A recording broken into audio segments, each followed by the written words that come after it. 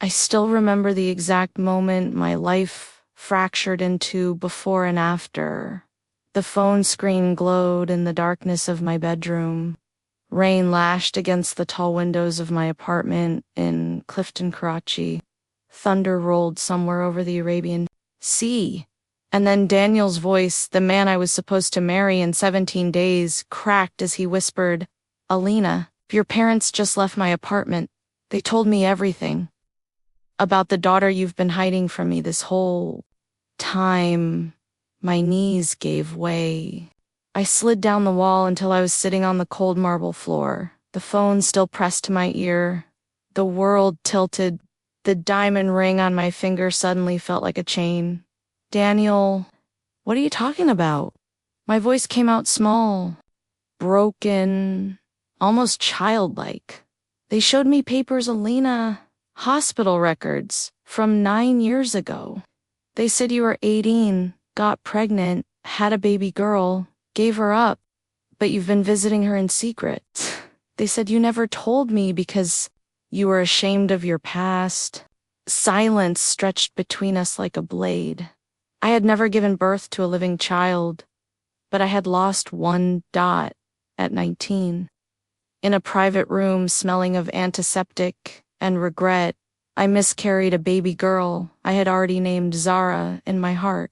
My mother had held my hand while I cried until my throat bled. My father had paid the doctors to keep it quiet. They told me, "This chapter is closed forever. No one needs to know. You will move on and become the daughter we raised you to be." And now they had dug up my buried grief and turned it into a poisonous lie to destroy the only pure love I had ever known. My name is Alina Valentina Khan, 28 years old. Only daughter of one of Karachi's old elite families. On the surface, I had everything: privilege, education, respect. Inside, I had always been lonely. Let me take you back slowly so you can feel every layer of this betrayal. I grew up in a sprawling house in Defense, Phase 6. Marble floors that echoed with silence. Servants who never looked me in the eye. My father, Mr. Farhan Khan, a man whose smile could open political doors and whose temper could close hearts. My mother, Mrs. Nadia Khan, beautiful, elegant, and terrifying in her control. Love in our house was never free. It was earned through perfection. I was their masterpiece. Top grades, fair skin, obedient smile, until I wasn't, single quotes T. At 19, I fell madly in love with Ion. He was everything they despised: middle class, carefree, dreams bigger than money. When I told him I was pregnant, he vanished within days. I was left alone with a positive test and a breaking heart. The night I lost Zara, rain fell just like tonight. I remember my mother's perfume as she sat beside my hospital bed. She stroked my hair and whispered, "It's for the best, Beta. God saved you from a ruined future." My father never entered the room. He handled everything from outside: money, silence, erasure. For 9 years, I carried that grief quietly. I never spoke her name again. Until Daniel Ahmed, self-made architect. Warm brown eyes, hands that were gentle when they touched my face. A man who grew up in a small apartment in Gulistani Jahar and still believed in honest love. When he proposed under the ancient neem trees at Governor House, surrounded by fairy lights, I cried for 20 minutes straight. For the first time, I felt I could build a real family. My parents smiled at every dinner. They laughed at Daniel's jokes. They praised his ambition in front of relatives. But ambition without connections meant nothing to them. He was a threat to their control, and so they planned. The confrontation with Daniel that night is burned into my soul. I drove through flooded streets, windshield wipers failing against the Karachi monsoon. When I reached his apartment, he was sitting on the floor surrounded by the evidence my parents had left behind: forged documents, an old photo of me looking hollow after the miscarriage, now captioned as guilt after giving up the child, even a fake adoption agency letter. I dropped to my knees in front of him, taking his hands. Daniel, listen to me. I never had a living daughter. I miscarried at 19. It destroyed me. My parents knew every single detail. They held me while I cried, and now they're using my worst pain to tear us apart because they don't approve of you. Tears fell from his eyes. Why would they do this, Elena? They hugged me last week. They called me son. Because I'm their property, I said, voice shaking. And you're not part of their world. You can't be bought or controlled. He didn't call off the wedding that night, but something between us cracked. The easy laughter disappeared. The late night calls became short and careful. He started asking indirect questions. Are you sure there's nothing else? And every time it felt like a knife twisting deeper. I stopped sleeping. Nights blurred into one long ache. I would stand on my balcony at 3 a.m., sea wind whipping my hair, replaying every childhood memory. The way my mother would brush my hair and say, one day you'll thank us for being strict. The way my father bought me a new car after the miscarriage instead of comforting me. Everything had always been transactional. I confronted them the next evening at their house. The living room smelled of oud and expensive flowers.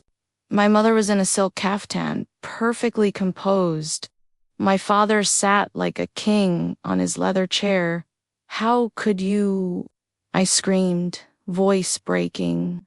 You took the worst day of my life and turned it into a weapon. My mother didn't even flinch. We are protecting your future, Elena.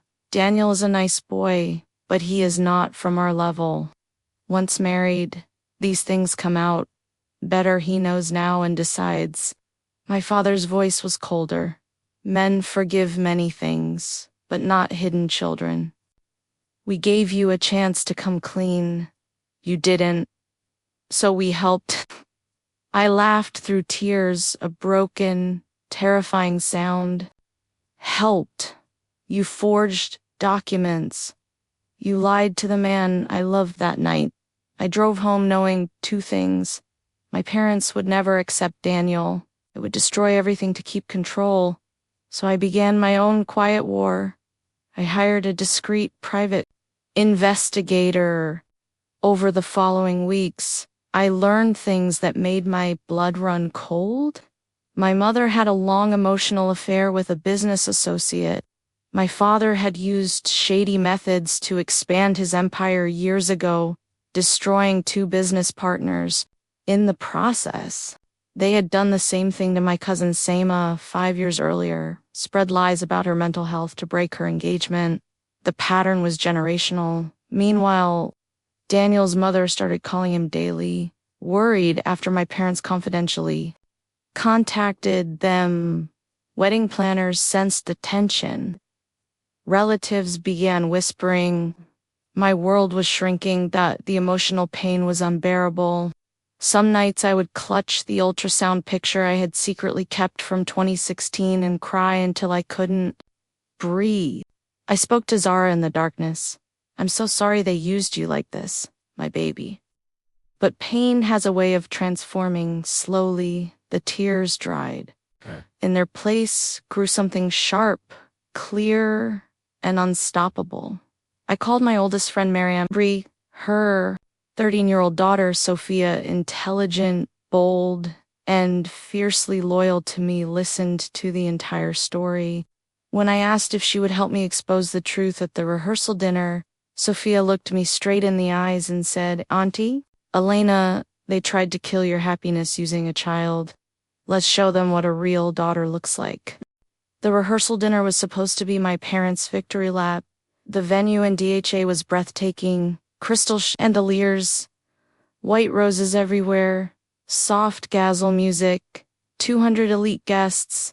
My mother wore a designer outfit worth lakhs, smiling, like the perfect mother of the bride. My father shook hands with powerful people, already planning how he would guide our married life. Then the doors opened. I walked in holding Sophia's hand. She looked angelic in a soft peach dress, hair in gentle waves.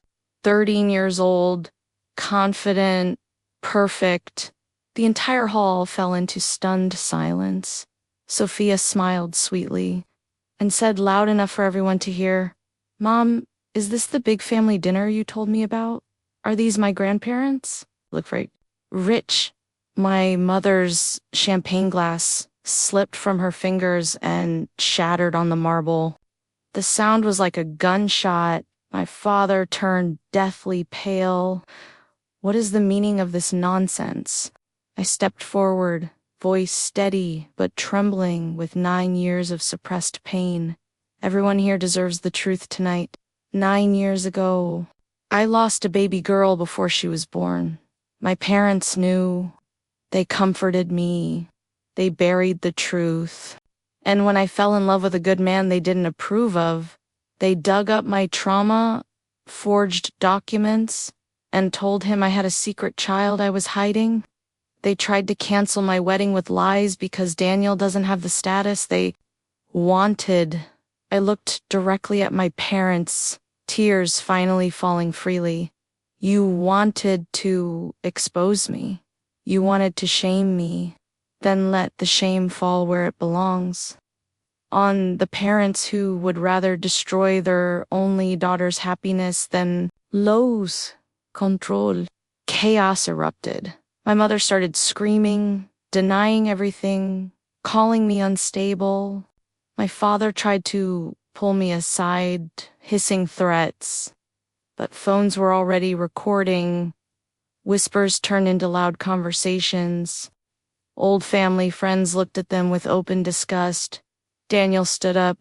He walked through the crowd, took my face in his hands, and kissed me, slow, deep, and defiant, in front of everyone. "I believe you, Alina. I should have believed you from the first night. I'm sorry." That kiss sealed everything. By the end of the night, my parents were isolated in the corner. No one wanted to stand near them. Their carefully built reputation cracked in real time. 2 days later, Daniel and I got married in a small, beautiful ceremony by the sea in Hawke's Bay. Only close friends, Miriam, Sophia as flower girl, and the sound of waves. No parents, no lies, just truth and love. I have not spoken to my mother and father since that night. They have tried calling, sending messages through relatives, even offering money. I blocked every path. Some betrayals are too deep for forgiveness.